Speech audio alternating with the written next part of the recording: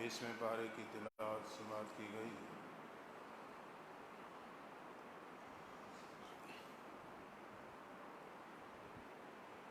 मुआनिदीन हक़ को अल्लाह ताला बितज़कीर अय्यामिल्लाह के ज़रिए से मुतवज्जह फरमा रहे हैं।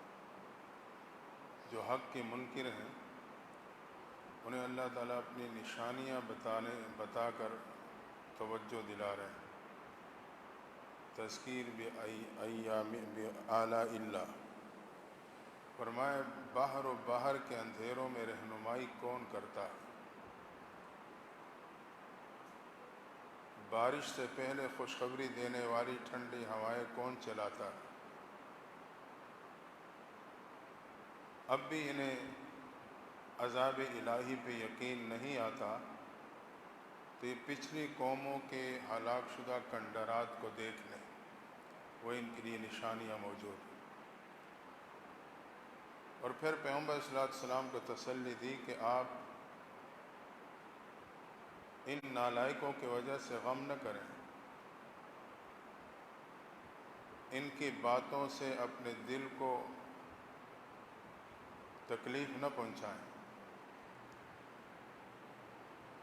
क़यामत के करीब ज़मीन से एक जानवर निकलेगा, लोगों से बातें भी करेगा और हर एक पे मोहर लगाकर मोमिन और काफिर को अलग अलग कर देगा। फरमाया फिर इनके होश ठिकाने आ जाएंगे। उसके बाद अल्लाह ताला ने अहले मक्का के घुमंड को तोड़ने के लिए कि अपने माल और दौलत पे घुमंड करते हैं,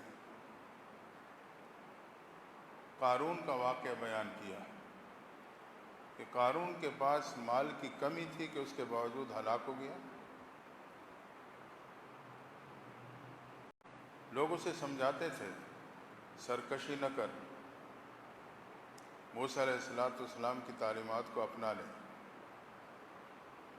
ये जो कुछ तेरे पास है ये अल्लाह ने दिया है। वो कहता था नहीं, मेरे हाथ की कमाई है, ये तो मैंने मेहनत की है, किसी ने नहीं दिया, मैंने अपने हाथ से कमाया है जितना माल और दौलत मैंने जमा की। उसे घुमंड था। एक दिन अपने खुद्दाम के साथ बड़े ठाट फाट से निकला। लोगों ने जो उसकी शान और शौकत को देखा तो कई लोग आरज़ू करने लगे, काश के ऐसी शान ऐसी दौलत हमारे पास भी होती। लेकिन जब अल्लाह ने लोगों के सामने इसे पकड़ा तब फिर लोग तौबा करने लगे, शुक्र है ऐसी दौलत से हम महफूज हैं। अपने इस माल की घुमंड में एक दिन मूसा अलैहिस्सलाम पे इल्ज़ाम तराशी के लिए खातून को तैयार किया। तो मजमे में जब वाद व नसीहत करें तो उन्हें खड़े हो जाना।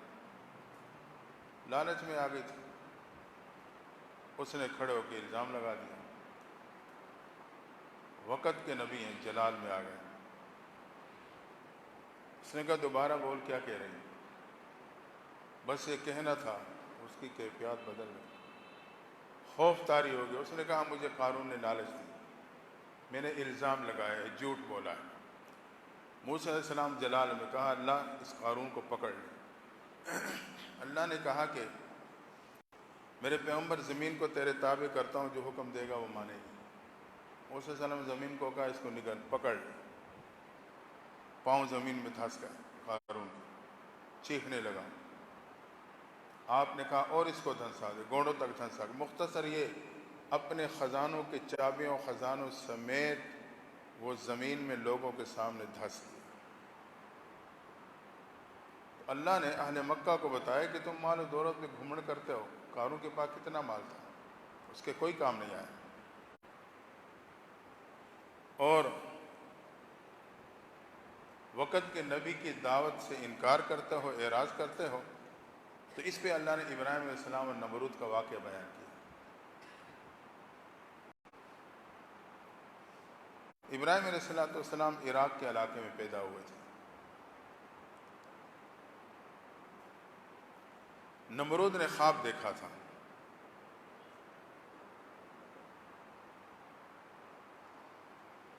उस ख्वाब की ताबीर जब उसने अपनी नजूमियों से ली तो उन्होंने कहा कि एक बच्चा पैदा होगा تیرے تخت کو پلٹ دے گا۔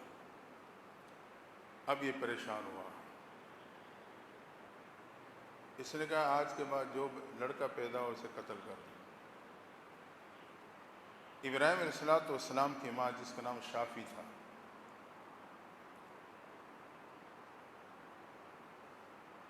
وہ بھی پریشان، بچے کے پیدائش کے ایام میں قتل کی خوف کی وجہ سے وہ پہاڑی میں غار میں جا کے اس نے بچے کو جنم دیا، ابراہیم علیہ السلام کی پیدائش۔ جب ابراہیم علیہ السلام ماں کے پیٹ میں منتقل ہوئے تھے تو نجومیوں نے نمرود کو بتا دیا تھا بچہ ماں کے پیٹ میں آ چکا ہے۔ خیر غار میں ابراہیم علیہ السلام کی پیدائش ہوئی، والدہ روزانہ جاتی دودھ پلا کے آ جاتی، اس خوف سے کہ کوئی اسے قتل نہ کر دے۔ ایک دن گئی تو بچہ انگلی، ابراہیم علیہ السلام اپنی شہادت کی انگلی چوس رہے تھے، گوئے کہ قدرت اس بچے کی پرورش کر رہی تھی، انگلی سے دودھ کی غذا نصیب ہو رہی تھی۔ ماں بتاتی ہے کہ ابراہیم علیہ السلام عجیب کیفیت تھے، ایک دن میں ہفتے جتنے بڑے ہوتے، ہفتے میں مہینے جتنے بڑے ہوئے، مہینے میں سال جتنے بڑے ہو گئے، ایسی تیزی سے پرورش ہوئی۔ جب سمجھداری کو پہنچے تو ماں سے کہنے لگے میرا رب کون ہے؟ ابتدا سے توحید کی دعوت چلائی۔ ماں نے کہا تیرا رب میں ہوں۔ رب کہتے ہیں پالنے والے کو، تو میں تجھے پالتی ہوں۔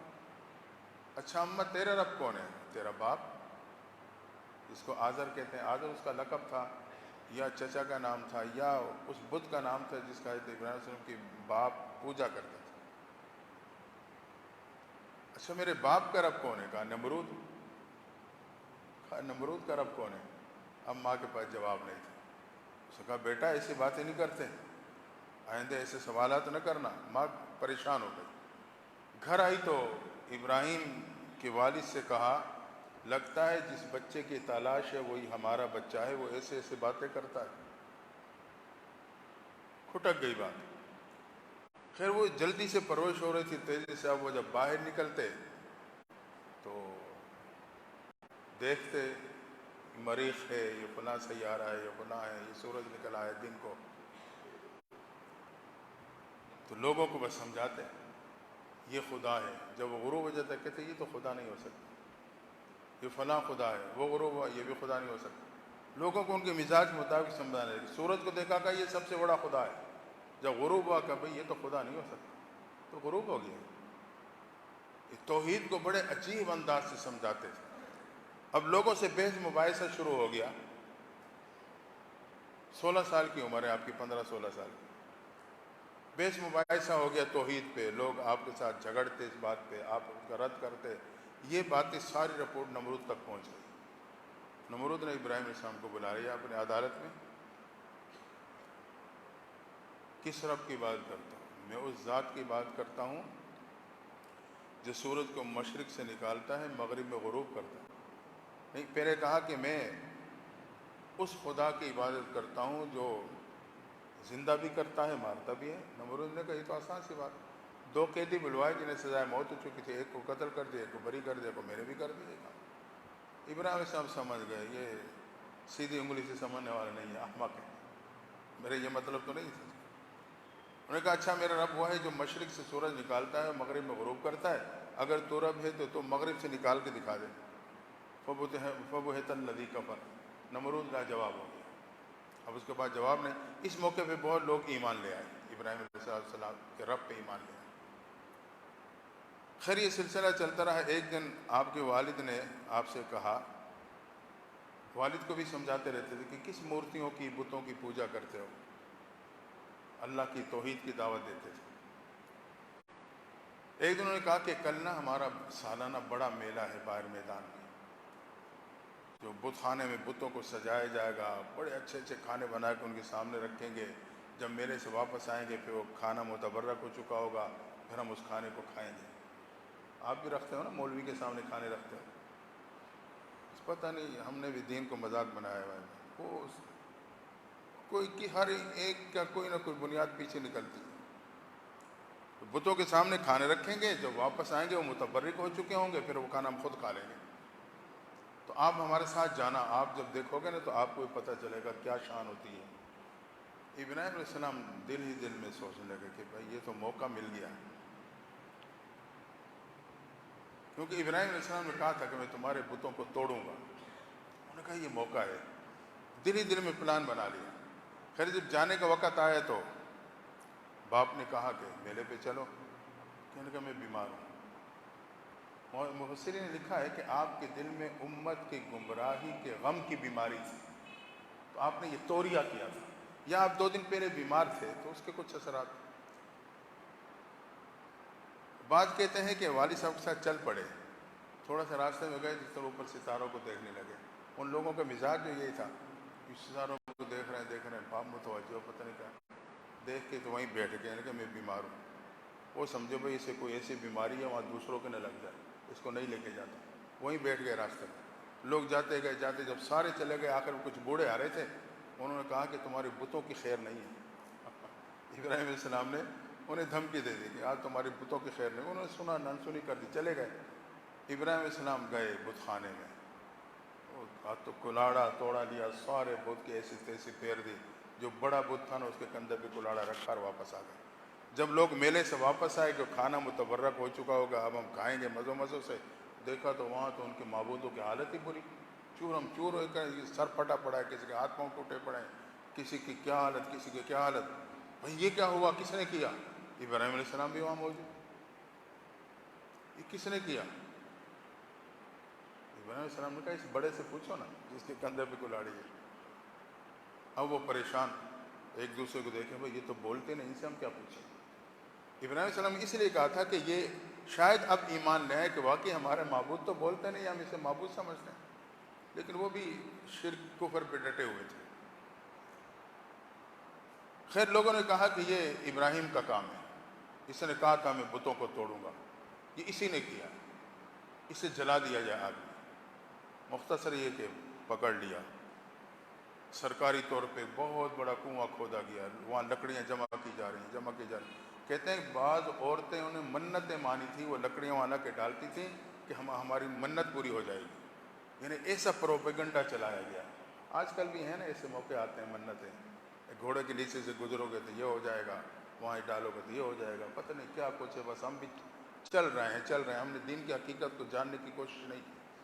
تو وہاں بھی وہ منتیں مان کے وہاں لا کے لکڑیاں ڈالتے تھے، یہاں ہم لکڑیاں ڈالیں گے ہماری منت پوری ہو جائے گی۔ 12 لکڑیوں کا ایک پہاڑ جمع ہو گیا اور آگ لگا دی گئی ابراہیم علیہ السلام کو ڈالنے۔ اب پریشان بھی ڈالیں کیسے، آگ تو ایسی ہے کہ پرندہ قریب نہیں آ سکتا۔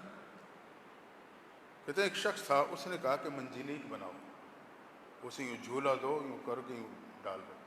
بعض لکھتے ہیں کہ ابلیس آیا انسانی شکل میں، اس نے یہ ساری ترتیب بتلائی، منجنیق تیار کی گئی، اس میں بٹھا کے ابراہیم صلی اللہ علیہ وسلم کو یوں گوئے کے چھوڑا اور وہ جا کے آگ میں گر گئے۔ آپ آگ میں تقریباً 40 سے 50 دن تک رہے ہیں۔ اب آگ تھی اتنی زیادہ، 7 دن گزرنے کے بعد نمرود نے دیکھا کہ اب جائزہ لیتے ہیں کیا صورتحال ہے، آگ بس اب ختم ہونے کو ہے۔ بہت بڑی عمارت کھڑی کی، جو بھی نظام بنایا، اوپر جا کے دیکھتا تھا، پتہ نہیں چلتا تھا۔ اس کے دل میں ڈر تھا کہ ابراہیم کا خدا اب بھی اسے بچا لے گا تو پھر میری خیر نہیں ہے۔ اس کا اظہار نہیں کر سکتا تھا اپنے وزیروں کے سامنے، وہ کہیں گے کیسے ڈرپوک ہے، اور دبے الفاظوں میں اظہار کرتا تو وہ کہتے ہیں یار اب اس میں کوئی بچ سکتا ہے، اس آگ میں گیا ختم ابراہیم علیہ السلام، کیوں پریشان ہوتا؟ اس نے کہا نہیں، اگر اب بچ گیا تو میری خیر نہیں۔ خیر اس نے ایک دفعہ بڑے توجہ سے بلندی پہ جا کے جو دیکھا، تو اللہ نے دکھانا تو دکھا دیا، تو وہاں تو سبزہ ہے، پھول کھلے ہوئے ہیں، پانی کا چشمہ جاری ابراہیم علیہ السلام کے ارد گرد، ایک خوبصورت گلشن آباد۔ یہ پریشان ہو گیا۔ اللہ کی شان 40 سے 50 دن ابراہیم علیہ السلام جو ریت کے خاک کا ڈھیر بن گیا تو اس میں سے نکل آئے۔ انہیں تو یہ نظر آتا تھا نا آگے اندر اللہ نے آگ کو حکم دے دیا تھا یا نار کونی برداً وسلام علی ابراہیم، میرے ابراہیم پہ ٹھنڈی ہو جانا۔ کہتے ہیں جب آپ کو ڈالے جانے لگا تو زمین اور آسمان کی مخلوق چیخ رہی تھی کہ خلیل آگ میں جا رہا ہے۔ فرشتے آئے، اللہ نے کہا جاؤ خلیل سے پوچھ لو کوئی مدد کرنی ہے تو کرو، آپ کے وہ فرشتے ہیں بارش برسانے والے دوسرے چیز. آپ نے کہا نہیں، وہ رب دیکھ رہا ہے، وہ جانتا ہے، مجھے مدد چاہیے لیکن اسی سے چاہیے، تمہیں تمہارے سے نہیں چاہیے. خیر آگ گلی گلزار ہو گئی، آپ نکل آئے باہر. آپ نے پھر وہی توحید کی دعوت دینا شروع کر دی جو آپ کا مزاج تھا. سلسلہ چلتا رہا. نمرود کو بھی پھر آپ نے دوبارہ دعوت دی، تو نمرود نے جب یہ سب کچھ دیکھ لیا تھا نا، اب اس کے دل کچھ نرم ہونے لگا. اس نے کہا مجھے 3 دن کی مہلت دو سوچنے کے لیے. قریب تھا کہ وہ ایمان لے آتے، لیکن اس کے جو وزیر مشیر تھے نا، اس نے کہا تو خود اتنا بڑا خدا ہے، اب تو دوسرے کے سامنے جھکے گا. اسے غیرت دلوائی، وہ بس ایمان کے قریب آتے آتے پیچھے ہٹ گیا. اس نے ابراہیم علیہ السلام سے کہا کہ میرا لشکر جتنا لشکر کسی کا نہیں ہے، سب سے بڑی خدائی میری ہے. مختصر ہے کہ اس نے صاف انکار کر دیا. ابراہیم علیہ السلام نے کہا میرا رب کے لشکر بہت بڑے. اس نے کہا لے آ میں اپنے رب کا لشکر دیکھتا ہوں کتنے بڑے. ابراہیم علیہ السلام نے کہا ٹھیک ہے. جبریل امین نے آپ کو چند دن بعد اطلاع کر دی کہ نمرود کو بتا دو لشکر آنے والا ہے اللہ کا. جب بتایا تو نمرود نے 3 دن کی مہلت مانگی. 3 دن میں اس نے اپنے فوجی جمع کیے میدان میں، بڑا میدان میں لاکھوں کی تعداد میں جمع کر لیا جنگجو. جب وقت آیا تو اللہ تعالیٰ کی طرف سے جو لشکر آیا وہ مچھروں کا لشکر تھا. مچھر تھے کہہ رہے جب وہ آئے تو بالکل سورج چھپ گیا، اندھیرا ہو گیا اتنی زیادہ تعداد میں. اور یہ اب اس کو سمجھنا آسان ہے، جیسے ڈنگی مچھر ہے، اب دیکھو نا وہ صرف کاٹتا ہے تو کیا کر دیتا ہے، انسان کی اپنی موت اور زندگی کے کشمکش میں انسان چلے جاتا ہے، وائٹ سے ختم ہو جاتے ہیں. تو وہ جو مچھر تھا کہ وہ جہاں بیٹھتا وہاں کی گوشت کو نوچ لیتا تھا. اس میں یہ چیز تھی کہتے وہ جب آئے نا مچھر ہر فوجی کے ساتھ 1 لاکھ کی تعداد میں چمڑ گئے، اور چند لمحے دیکھتے دیکھتے فوجیوں کے گوشت نوچ لیے گئے، ہڈیوں کے ڈھانچے رہ گئے، ساری فوج تباہ ہو گئی. اب نمرود بھاگا گھر. مفسرین نے لکھا ہے جا کے بیوی کے پیچھے چھپ گیا. اتنے میں دیکھا کہ مچھر اندر داخل ہو گیا. اس نے کہا یہ جانور ہے وہ جس نے ساری فوج کو ختم کر دیا. یہ کہہ ہی رہا تھا کہ وہ لنگڑا مچھر تھا، اس کے ناک کے اندر سے دماغ میں چلا گیا. اللہ تعالیٰ نے نمونہ بنانا ہوتا ہے، عبرت بنانی ہوتی. دماغ میں گیا تو وہ دماغ کو چاٹے. اب نمرود اپنے خدام سے غلاموں سے اپنے سر پہ جوتے مرواتا تھا، پھر اسے سکون آتا تھا، جوتے مرواتا تھا. اور اسی حالت میں کچھ عرصے بعد نمرود مردار ہو گیا. بہرحال ابراہیم علیہ السلام نے دیکھا کہ قوم نہیں مانتی، آپ نے وہاں سے ہجرت کی جہاں آپ کے چچا رہتے تھے. آپ کے چچا نے آپ کو اپنی بیٹی حضرت سائرہ، یہ آپ کی پہلی بیوی ہے، حضرت ابراہیم علیہ السلام کی نکاح میں دے دی. مقصد یہ تھا کہ یہ اپنے نئے دین کو چھوڑ دے، اور بڑی پیار و محبت کرتا تھا ابراہیم علیہ السلام کے ساتھ، بہت ہی زیادہ لاڈ اٹھاتا تھا. رشتہ بھی اسی لیے دیا کہ یہ نئے دین کی باتیں چھوڑے، ہمارے دین پہ آ جائے. حضرت سائرہ آپ کی نکاح میں آ گئیں، یہ آپ کے ساتھ سفر و حضر میں ساتھ رہیں، اور اسی طرح آپ کے بھتیجا حضرت لوط علیہ السلام وہ بھی آپ کے ساتھ رہے.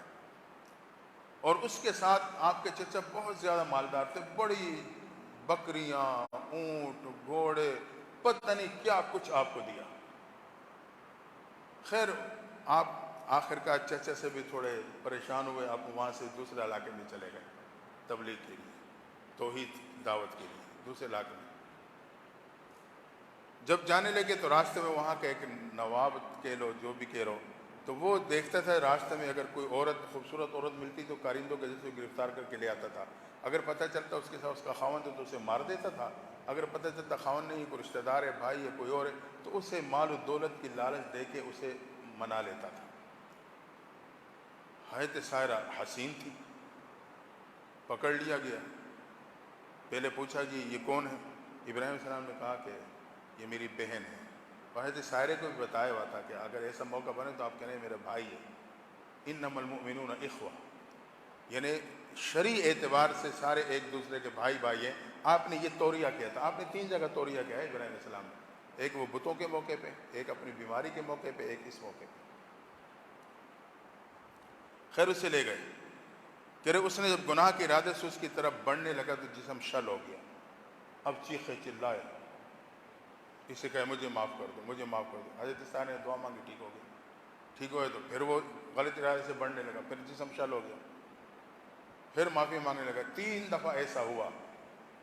پہلے تو سمجھا یہ کچھ جادوگرنی ہے, پھر اسے یقین ہو گیا یہ جادوگرنی نہیں, کو اللہ کی ولی خاتون. اور اللہ نے حضرت سارہ ابراہیم السلام کے درمیان میں جتنے پردے تھے نا وہ سارے ہٹا دیے. حضرت ابراہیم السلام سارا منظر دیکھ رہے ہیں تاکہ خلیل اللہ کے ذہن میں کوئی خلش نہ آ جائے. رب یہ چاہتا تھا, سارا منظر ابراہیم السلام دور سے دیکھ رہے ہیں. اب وہ بادشاہ نے کہا کہ یہ تو کوئی وقت کی ولی خاتون. اس نے کیا کیا, وہ عقیدت میں آ گیا, احترام, بڑے عزت کے ساتھ رخصت کرتے ہوئے اس نے اپنی بیٹی جس کا نام ہاجرہ تھا, یہ ہاجرہ یہ لونڈی نہیں تھی, یہ شہزادی تھی, علاقے کے بادشاہ کی بیٹی تھی. اس نے اپنی بیٹی ہاجرہ یہ کہہ کر اس سے بہتر ہے کہ کسی محل کی ملکہ بنے, اس سے بہتر ہے کہ یہ اس اللہ کی ولی اللہ کی خادمہ بن جائے. تو حضرت ابراہیم کو نکاح میں دے دیا حضرت سارہ کی خدمت کے لیے. اس دور میں جو چھوٹی بیوی ہوتی تھی وہ بڑی کی خدمت کرتی تھی, تو انہیں نکاح میں دیا کہ اس کی خدمت کرے گی, یہ اللہ کی نیک بندی ہے, ولی, واقعی ولی تھی وہ. تو حضرت ہاجرہ حضرت ابراہیم السلام کے نکاح میں آ گئے. حضرت اسحاق علیہ السلام حضرت سائرہ سے پیدا ہوا ہے, حضرت اسماعیل علیہ السلام حضرت ہاجرہ سے پیدا ہوا ہے. اللہ کی شان حضرت اسماعیل پیدا ہوا ہے, حضرت اسحاق علیہ السلام بعد میں پیدا ہوئے. تو خیر یہ, اور اس کے ساتھ اپنی بیٹی کے ساتھ بہت زیادہ مال و دولت بھی دے دی. اس وقت مال و دولت زیادہ تر یہ جانور, بکریاں, یہ اس صورت میں ہوا کرتی, یہ بھی دے دی. اب ابراہیم السلام کے ساتھ بڑا ریوڑ بکریوں کا, جانوروں کا. خیر اللہ نے مکہ بسانا تھا تو حضرت اسماعیل کو وہاں بسا دیا, اور یہ ابراہیم السلام وہاں سے اس ترتیب کے ساتھ چل پڑے. تفصیل اس میں کافی زیادہ ہے, میں اس کو سمیٹنے کی کوشش کر رہا ہوں. وہ کہتے ہیں نا کہ ایک موقع پہ ابراہیم السلام بکریاں چرا رہے تھے تو فرشتوں نے کہا یا اللہ یہ کیسا خلیل ہے, اتنا بڑا ریوڑ بکریوں کا, اتنی مال و دولت, بڑی دنیا ہے اس کے پاس. اللہ نے کہا آزما چکا ہوں, تم نے آزمانا ہے تو جا کے آزما لو, جاؤ اس کے سامنے میرا نام لو, پھر دیکھنا میرے نام کے کیا دام لگاتا ہے. کہتے فرشتے آیا, انسانی شکل میں ایک طرف بیٹھ گیا میدان میں. ابراہیم علیہ السلام بکریاں چرا رہے ہیں, بڑا ریوڑ بکریوں, اللہ کا نام لیا. حضرت ابراہیم تڑپ گئے کہ میرے محبوب کا نام کس نے لیا. تلاش کرتے رہے, ایک نوجوان بیٹھا اس کے پاس, میرے محبوب کا نام تو نے لیا ہمارے لیے, ایک دو دوبارہ تو سنا دے. خلیل کیا دو گے, محبوب کا نام سناؤ کیا دو گے, بکریوں کا آدھا ریوڑ تیرا. اس نے جب دوبارہ اللہ کا نام لیا مستی میں آ کے تو حضرت خلیل تو اور تڑپ گئے. محبت جو محبت کی چنگاری شعلہ بن گئی. اس نے کہا میرے محبوب کا نام ایک بار پھر سنا دیں. خلیل اب کیا دو گے, باقی ریوڑ بھی تمہارا, محبوب کا نام سنا دینا, یہ بکریاں بھی تیری. اس نے پھر نام لیا اپنے جذبے میں, اور بے قرار ہو گئے, کہا ایک بار پھر سناؤ. اس نے کہا خلیل اب تو دینے کے لیے کچھ نہیں, کیا دو گے. اس نے کہا تم مجھے میرے محبوب کا نام سنائے گا, ابراہیم چرواہے کے طور پہ تیری بکریوں کو چرائے گا. میں اپنے آپ کو پیش کرتا ہوں, میں تیری بکریاں چرایا کروں گا, غلام بن جاؤں گا. بہرحال یہ ایک محبت کا انداز تھا ابراہیم علیہ السلام کا. تو اس میں بنیادی طور پہ ہم آپ کو یہ بتائے گا کہ نمرود جو قارون مال و دولت کے باوجود ہلاک ہوا, نمرود اپنی طاقت, پاور اور حکمرانی اور قوم پہ گرفت کے باوجود نافرمانی کی, تو آخر کار اس کا انجام ہلاکت نکلا. تو ہمیں اور آپ کو متوجہ کیا جا رہا ہے کہ ہم اور آپ بھی غفلت سے بچیں اور قرآن کے ساتھ اپنا تعلق پیدا کر لیں. دعا ہے اللہ تعالیٰ ہم سب کو عمل کی توفیق عطا فرمائے. اللہم صلی علی سیدنا محمد وعلی آل سیدنا محمد وبارک وسلم. یا اللہ قرآن سننے سنانے کو قبول فرما, کمی کوتاہی کو معاف فرما. قرآن اور رمضان کے روزے کی شفاعت نصیب فرما, رمضان مبارک کی برکات عطا فرما, تمام بیماروں کو شفا عطا فرما, پریشان حال کی پریشانی کو دور فرما. حاضرین کو حرمین شریفین کی قبولیت والے حاضرین نصیب فرما. صلی اللہ تعالی علی خیر خلقہ محمد وآلہ وصحبہ اجمعین.